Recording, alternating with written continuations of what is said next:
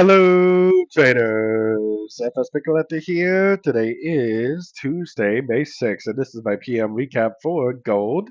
If you haven't done so yet, definitely do check out my free Discord channel, which is linked down here in the corner at the end of the video.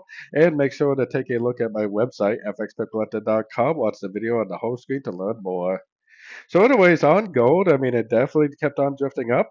I said this morning that the 161, 178 was my next target area for a potential breakdown.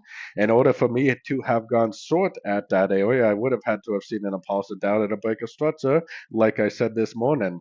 No impulsive down, no break of structure means no short, which means continue to look for longs, continue to hold on to longs. Now that it went past these two levels, I think at this point it probably is going to go back up at least near these highs and maybe even take them out. If it really is some sort of a flat still, then my target would be the 278 or the 261, right around the $3,500 area potentially would be my next target. Now, if you do see a double top, like this, and then a break of structure at any one of these fib levels, then I would definitely stop looking for logs and start looking for shorts again. But if you don't see that picture, then don't start looking for shorts and just keep on enjoying the trends while they last. Now, tomorrow is interest rate for the US dollar, so it'd be a really big news event.